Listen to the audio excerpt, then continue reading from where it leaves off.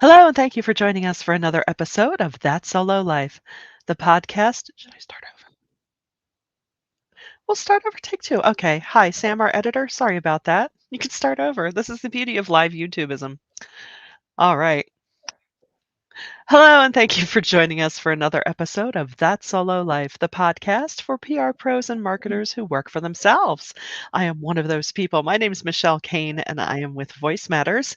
I am here as ever with my wonderful co host, Karen Swim. She is the glue that keeps us all together at Solo PR Pro. How are you today, Karen? Glue has lost a little bit of her stickiness, but I'm good. It's okay, the humidity will help. Oh, good, Michelle. How are you I'm doing? doing all right, doing all right. Full disclosure, I lost my furry office mate over the past weekend, so it's been a little slow going, but you know what? That's the beauty of being a solo. I can be kind to myself and truly be almost amazed by, all the outpouring. It's pretty special. So I don't have to worry about barks today, but that probably won't last long. And I But mean, I'll tell you, I am going to miss our podcast buddy as maybe not as much as Michelle because I didn't have him every day, but I miss him and I'm really sad. So we thank are you. paying tribute to our not so silent podcast partner. So, Well, much much like finding a new dog will be making sure it's a good fit, today we're going to talk about, is that business prospect a good fit? When a new client comes knocking, or if you spy an opportunity, your yeah. first instinct may be to just run headlong in and just be like, "Yes, new business. This is great. I'm gonna sign you." And then maybe at that first meeting or a weekend, you think, "Oh, what did I do?" So Yeah. today we're gonna talk about maybe how to slow your roll, be purposeful because you are in this business and have your own business to have joy in the work you do. And that also depends on who you are working with. I love that. And I just read this week, and gosh, I'm gonna apologize because I don't remember who said it, but they talked about maybe it could have been Michael Smart. And maybe I'm just like, so two of the people that I've read things from this week, among the two people that I've read things that are very, very smart people are Michael Smart and David Fields. I Mm, don't know if it was one of the two, but I just want to mention their names just in case it was, because I don't ever want to take someone's words and not give credit. But right. some smart person this week said that interviewing clients should really be an interview, that you shouldn't be trying to sell them on hiring you. Mm, They should be the ones that you're so in demand that they're begging to work with you. I I love like that. that mental flip because I think that if you go into this situation feeling like you have to make this sell, it can make you miss things. And Mhm. I'm going to, in our personal lives, if you've been married a long time, you may not remember this. So I'm going from memory too. But when you're dating, you Mhm. don't just meet someone and decide that you have to convince them to marry you. There is a process where you want to get to know them and make sure that it's a right fit. So you don't Yeah. want to jump into a client relationship without really understanding this may look good on paper and it may Mhm. look good today, but will it look good a month from now, 3 months Right. from now, a year from now? Right. And and it has a lot to do with, work styles, expectations, just really a good fit. I love that mental flip. I mean, even if you're just starting out and you have a fairly empty book of work, just that mental flip alone, I think, gives you a different energy and they have a different perception of you. Plus, I Yeah, think they may feel like, oh, this person's really got it together. And, even more so than we already do because we do. yeah, But, and I think that'll help you because I know, hey, I've been guilty of it in the past of where you're just kind of, um, making mental notes as the conversations go on of, "Oh, that doesn't sound so great, but I can muscle through that," yeah, or, "Oh, I'll deal with that when it comes up," kind of thing, and, that's not an ideal way to yeah. go You into a business relationship. past week, one of our solos, and I won't share any of the details or the person's name, but one of the solos had previously come to our group about a new client and they weren't on board it just yet. And Mhm. this person had some reservations and was asking for some advice to kind of work through it. Well, cue the music. 3 months later, she fired them. Mhm. And, it's just a reminder that don't ever ignore that gut check. When Yeah. something feels off, maybe you can't put your finger on it.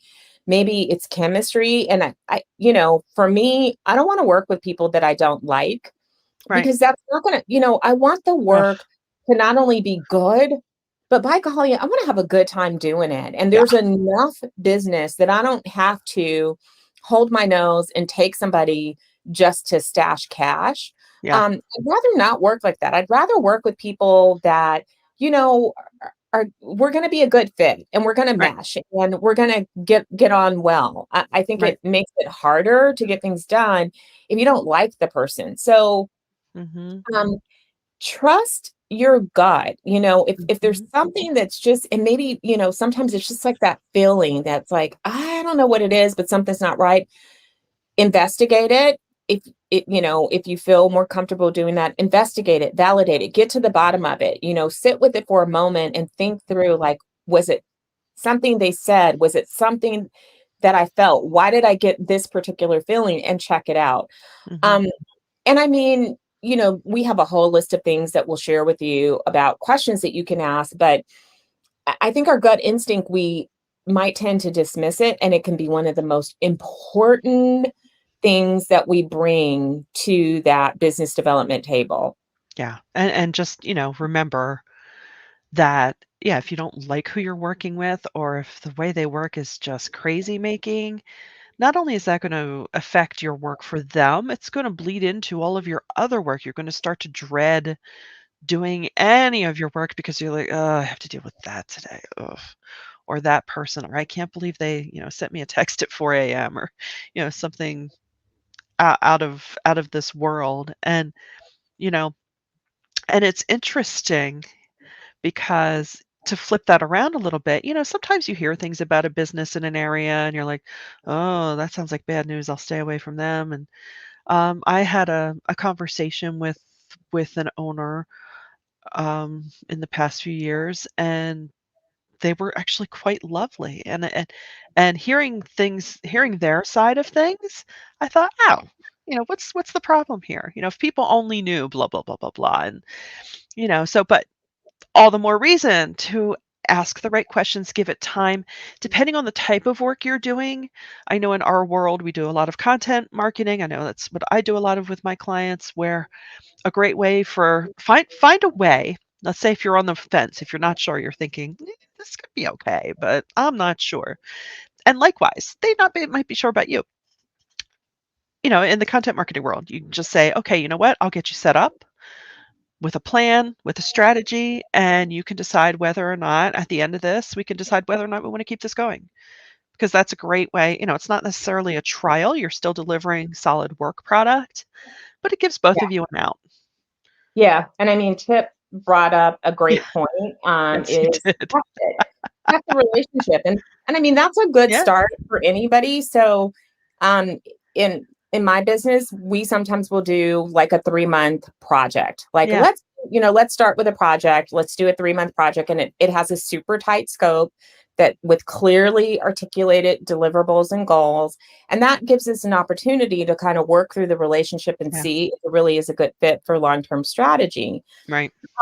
Now, in addition to like gut check and all of that stuff, let's get into some of the specifics that you should look for in your conversations that lead up, as you're in your business development process. Obviously, you want to know the type of work they do, and you want to ensure that it's something that really is in your wheelhouse of expertise. You don't ever want to take on things unless you are expanding your practice and you have expertise suited to that. You don't want to get in over your head right out of the gate. So we're assuming that from you can do the work, you can do the work, and you can succeed in the work, that's all covered. Right. It's funny that a lot of people don't make sure that that person can actually hire you. And that's from a organizational standpoint, but as well as from a financial standpoint. You Yeah. don't want to waste a bunch of time. If somebody is talking to you and they've got a $2,000 budget, but they've got $15,000 dreams, just Yes. it's a waste of time for both of you. Yes. So you want to do some things to sort of, fill that out right in the beginning. I flat out ask. Like I'll Mhm. have a conversation with people because I find that conversations are fruitful for me. And, this just happened to me last week. I had a conversation with somebody that I knew going into the conversation I was not going to be able to take on as a client, but I still wanted to meet the person, talk with them, chat with them, offer a little bit of advice, and get to know them myself so that I could make some recommendations. And Mhm. it turned out to be one of my best conversations of the week. I'm so happy that I made this connection with this fantastic human being. Um, but flat out ask, Yeah. you know, it- can you help us to understand like what budget range are you looking for? And the Right. reason that I ask, I'm really transparent. The reason that I ask is so that we really understand the scope of work that we're looking at. We don't Right. want to propose something that's much bigger than what you were thinking about in terms of budget. People will tell you. And if they have no idea, throw out numbers. Right. Pause for a little bit and let them think on it. Don't just Mhm. jump right in and like answer. This is, good sales technique. You find out a lot by learning to be silent Mhm. and not interjecting. So just be silent, let them think Mhm. on it. And if it just is, they really and truly have no idea, throw out ranges Yeah. and they'll jump into a range. It really like works 99.2% of the time. Yeah. Yeah. I So found yeah, sorry. go ahead. I mean, I found too, like you, it didn't take me long to start doing that straight away. Well, what is your budget? Because if you don't have the money for XYZ, there's no point in having the conversation pretending that you do. And then in times where, there have been many cases where they say what their budget is, and right away, well, what you want, you can't get with that. So let's just have a chat right now, either ruling myself in or out at that point, right? Thinking, yeah, I could still do that, or totally not interested. But like you say, let me spend 10 minutes saying, well, you know what? With that budget, I recommend you focus on this. And, maybe you can do some of that internally or, get through or here's what I recommend you do with those dollars. And it's fine. And like you say, it's fun to make new connections just for the sake of it because you Yeah. never know. You're always planting seeds and, really expanding people who say, "Oh yeah, I talked to her. She knows what she's doing." Which However, some I days that's want enough. Yeah, and I want to stress it doesn't mean that you have to have every conversation either, because I Right. have my fair share of conversations because Yeah. it just is completely. So Yeah. again, I do believe in having an ROI on your time. And sometimes Yeah. that ROI is not financial. There's a different benefit. So as long as you've assessed it and you've assessed that it's worth a meeting, then by all means take it.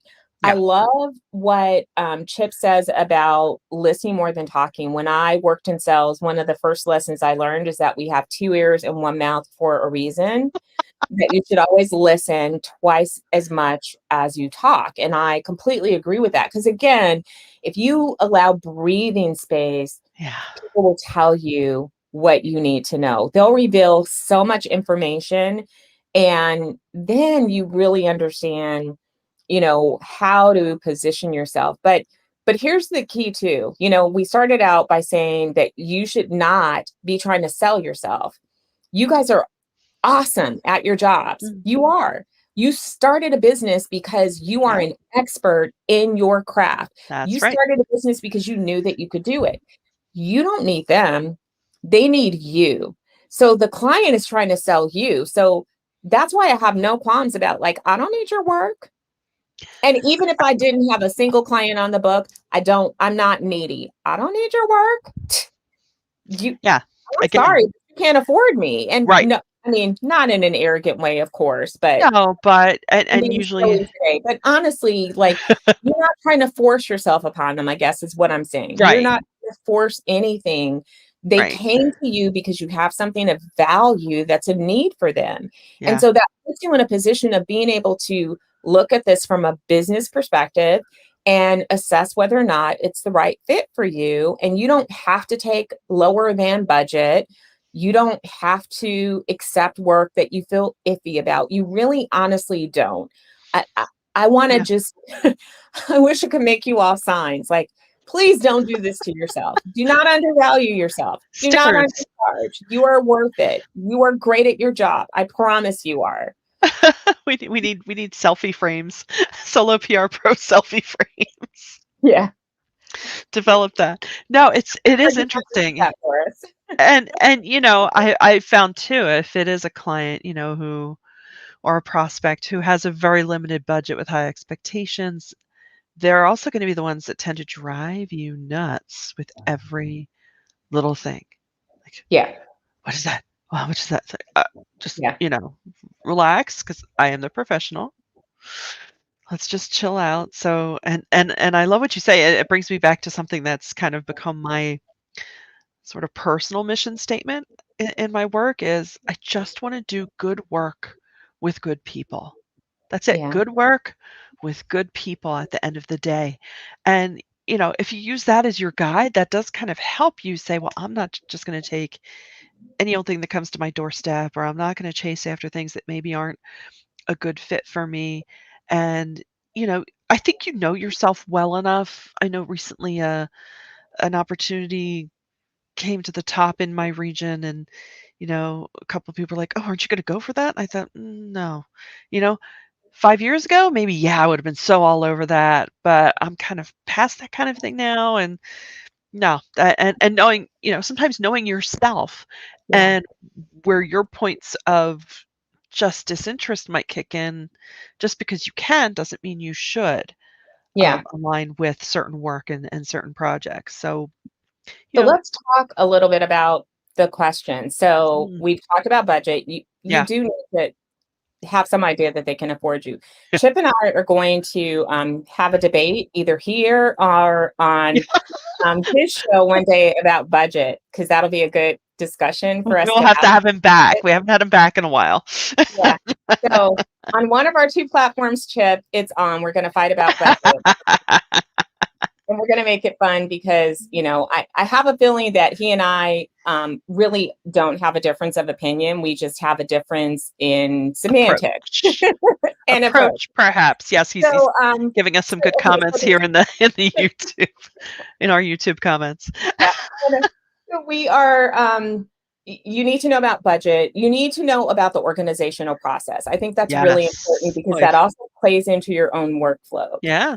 When you have perfect example, if you do media relations, you know that when you're working earned media, you need somebody that's responsive and available. You need someone that understands that when you cultivated an opportunity to publish a quote and you got a couple of questions, that they really need to answer you not 3 days from now, Yeah. Now. but on that day. Yeah. So you have to have an organizational structure that allows that, to take advantage of immediate opportunities as well as be available for those opportunities that have a little bit of a timeline. So if have a byline opportunity, they need to be able to turn things around within a week or two at the latest. Yeah. If you have an interview opportunity, they can't say, well, I'm available, 3 weeks from, tomorrow.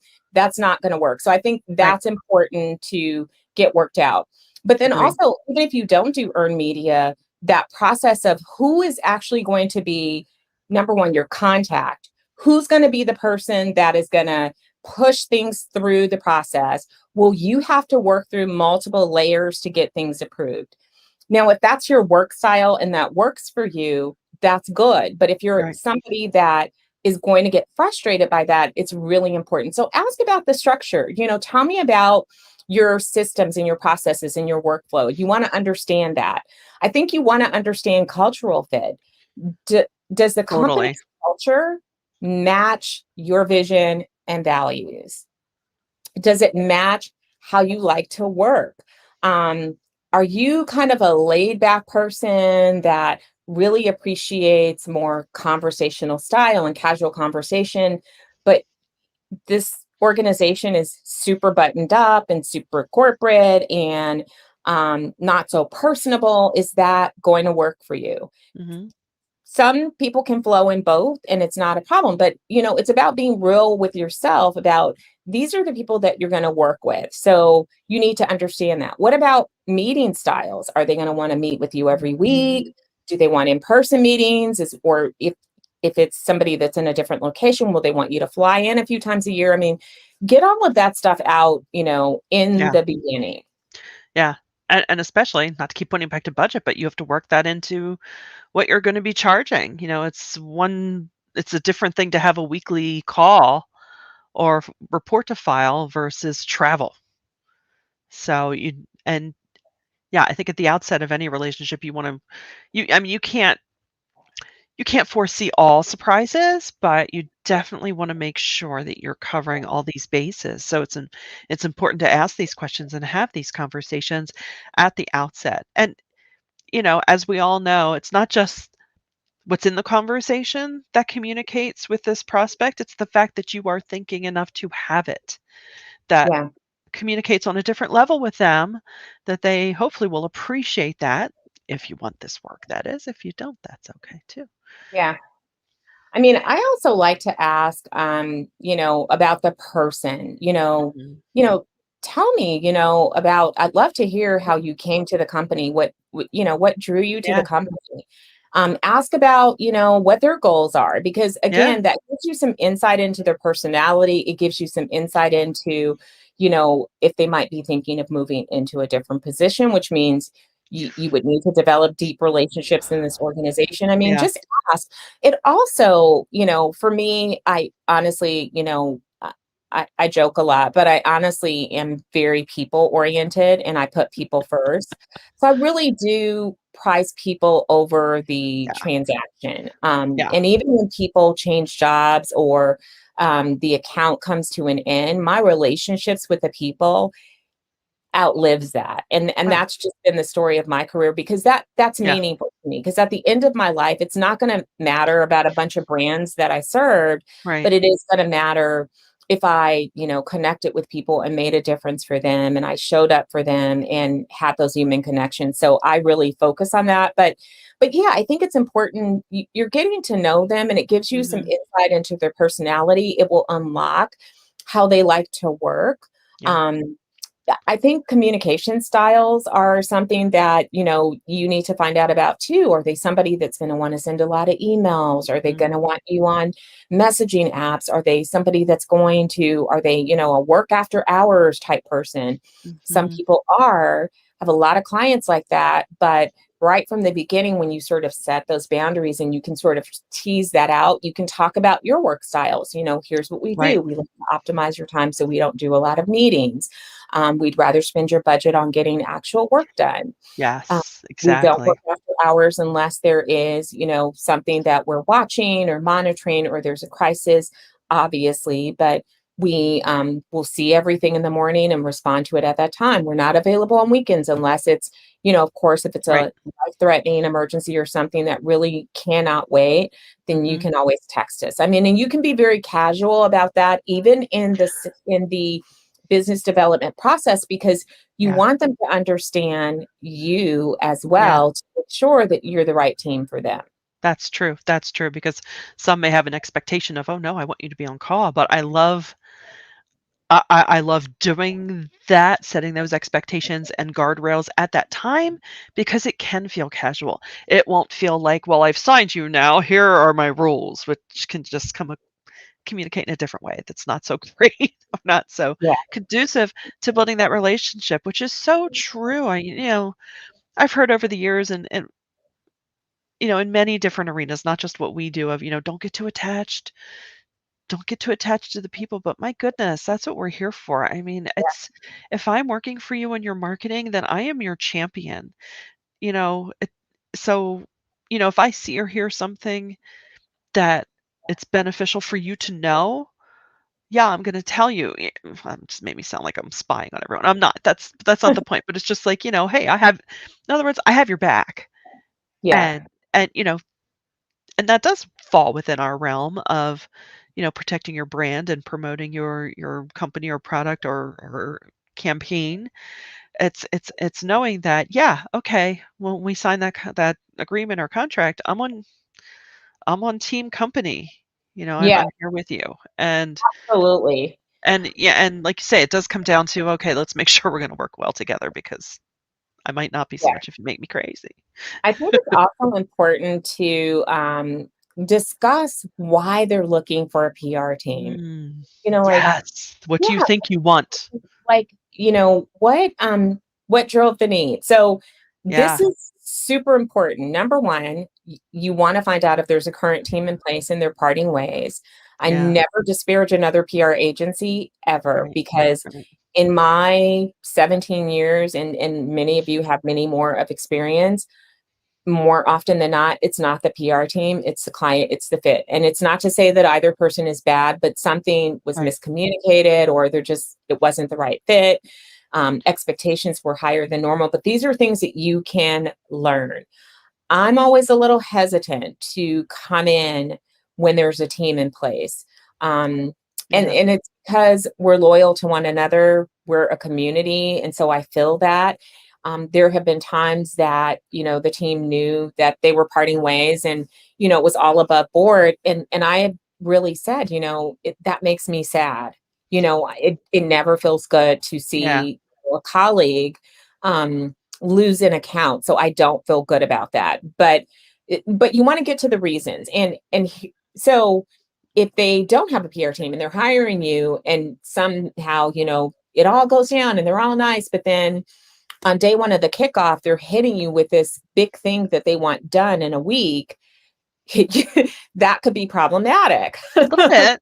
Just, So you want to understand, like, the why. It's like, oh, well, we have this, data campaign and we need somebody to pitch it, or we wrote this op-ed and we want it to get placed. That's a red flag. yeah, Just so you all know, if you're new to this business, that's a red flag, because you don't want to start with a fire hose culture, right. um, ever. I Never. promise you, it's just not fun. Did Oh, that by earlier. the way, Yeah. get me Like, on the Today Show right away. there you go. You don't want any surprises. You really want to understand, what's the motivation? Is something broken? Is this because they have something big coming up? And even if they can't disclose, you can at least then start to say, okay, I understand. So you Yeah, have something big and you want PR support. Is that 6 months into the future? Is it, when is that yeah, happening? And because you don't want to promise some heavy lift that is going to make the start of the account no, chaotic, and you want to make sure that they understand that part of PR is planning. You got yeah. to research and you got to plan. You're not going to implement until you do the R and the P. So, Just saying. We're yeah, we're we're good, but we're not magicians. some people think we are. Yeah, like that, yeah. You just do the thing with the things with those things. Yeah, No, it's not that how sounded this like my family works. describing my job. She does the Yeah, thing, the things. yeah, you do those things. Like what is that? Yeah. Um,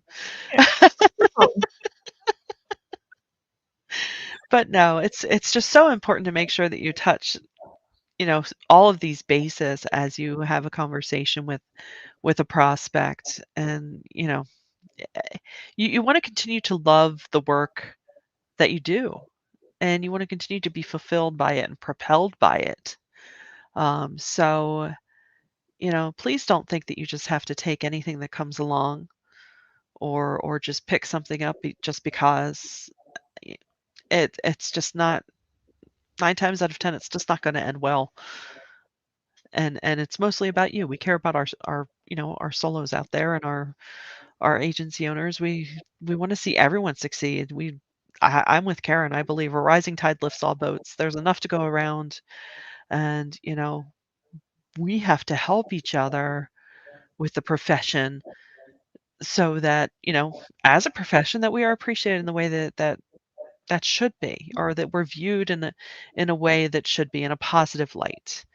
I know I've had cases where I've had conversations with someone and I flat out said, "Well, you don't need me. You have this good plan and you have someone inside that rocks at this, that, and the other. Um, you might have thought you wanted me for something else, but really you need this." Sometimes that's kind of fun, actually.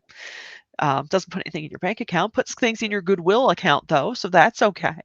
And yeah, it's like I'd be dishonest if I contrived something to take your money when, you've already really got something happening. So if you follow that path, that's great, but that's also on you to follow Yeah, that path. I And love that. sometimes they just need that. For many years we talked about Nordstrom's service and how they would recommend someone else to you. Yeah, And, I just remember really like having that resonate with me. And I think that, I think at our core, solos definitely are like that. We're helpful, yeah, but yep, it's a good, offer a solution even if you are not the solution. And absolutely. I've certainly told people like, "Hey, I think that you would be better off using that budget on content marketing or using Exactly. that budget to hire an internal person. Yeah, Here's what you should think about doing. If you yeah, need some help and you need some recommendations or you want us to look at a job description, we're happy to help or reach out to our network. We're happy to help in that way."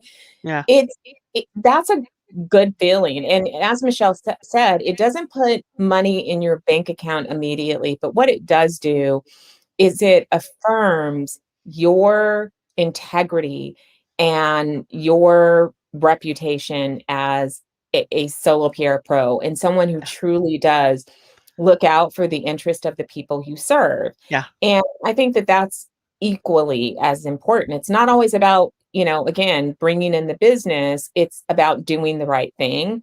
The business will come in and the yeah. right business will come in. And I think that we probably have said this before. It feels like I say this almost every day, but I know that we can all suffer from, pesky imposter syndrome where Oh, somehow we feel like yes. we're not deserving or that we don't know enough as, Sally Sue, who is all over the place and seems like she's thriving. That's not true. You are great at what you do. And there are clients that are waiting to work with you. You may not Yes. know their names yet, but they're out there. So you do not have to accept anything that's less than valuable to you. And you deserve to work with people that are going to appreciate you and appreciate the value that you're bringing to their account. So, stand your ground in the nicest way possible, be firm with your own boundaries, and please do have those boundaries because you deserve it. You deserve a great business and you deserve to wake up every day, maybe some days a little more tired than others, but happy that you're Yeah, doing the work that you love with people that you actually enjoy. yeah. You know what? I can't top that, and I recommend to our listeners, take that little last bit that Karen just said. If you need to, listen to it every day because we all know, especially those of us who work in our home offices by ourselves, how easy it is to get in that little cycle of, "Oh, I haven't heard from so and so. Oh my gosh, do I suck? I don't know." So, I will also queue up this episode of Days That I Need It. You get in your own head, so get out of your own head, solos. Go out there, and you know what? Let's make a new contact this week. Let's do a little challenge. Make a new contact, even if it's just a get to know you conversation, if you need some practice with this, and see where it leads. So, we hope this has been of value to you today, and we are so grateful that you tune in. And we look forward to seeing you next time on That Solo Life.